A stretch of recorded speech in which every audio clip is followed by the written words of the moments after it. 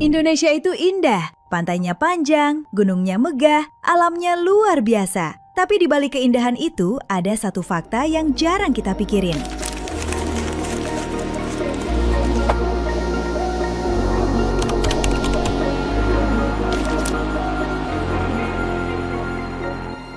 Indonesia berdiri tepat di atas salah satu sistem gempa paling berbahaya di dunia. Namanya zona megatrust. Dan yang bikin ngeri, sebagian besar dari kita hidup sangat dekat dengannya tanpa sadar. Halo Sobat Mindo, selamat datang di Kampus Indonesia. Di video ini kita bakal bahas zona megatrust di Indonesia. Tenang, ini bukan video buat nakut-nakutin, justru sebaliknya. Karena semakin kita paham, semakin kecil risiko yang kita hadapi. Soalnya, bencana paling berbahaya itu bukan yang besar, tapi yang datang saat kita nggak siap. Kita mulai dari dasarnya dulu. Sebenarnya apa sih megatrust itu? Secara sederhana, megatrust adalah jenis patahan raksasa di dasar bumi. Tepatnya di zona pertemuan dua lempeng tektonik besar. Kata mega artinya besar, dan trust artinya dorongan. Jadi megatrust bisa diartikan sebagai dorongan lempeng berskala sangat besar. Jenis gempa ini bukan gempa biasa.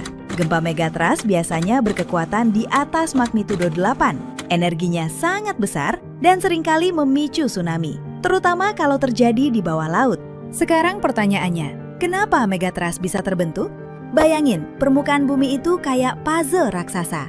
Puzzle ini terdiri dari lempeng-lempeng besar yang terus bergerak, walaupun sangat telan, cuma beberapa sentimeter per tahun. Di zona megatrust, satu lempeng samudra menyusup ke bawah lempeng benua. Proses ini disebut subduksi.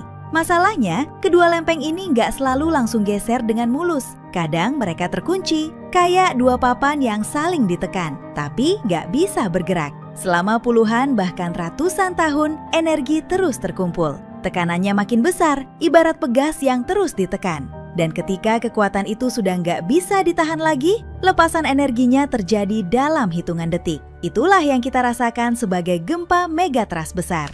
Indonesia ini posisinya bisa dibilang nggak main-main.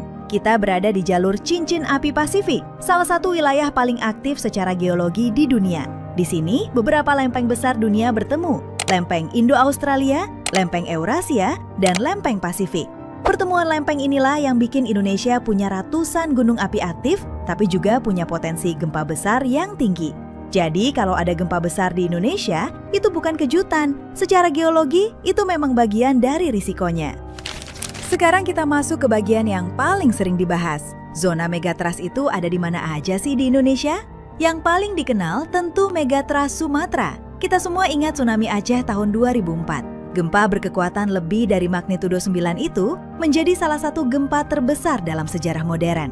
Selain Sumatera, ada juga zona megatrust di selatan Pulau Jawa, membentang dari Banten sampai Jawa Timur.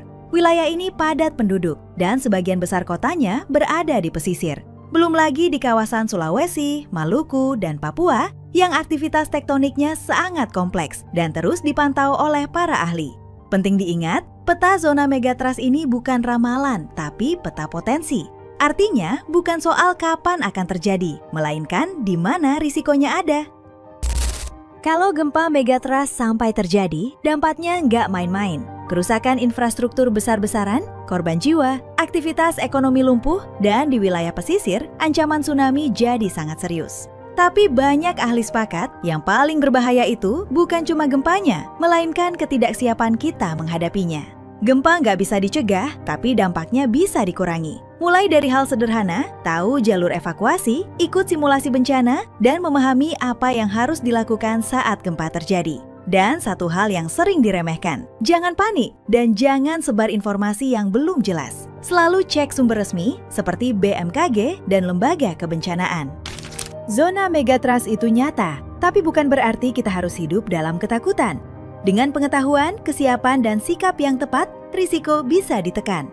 Kalau video ini bermanfaat, share ke teman-teman kalian. Dan jangan lupa subscribe Kampus Indonesia. Sampai ketemu di video edukasi berikutnya.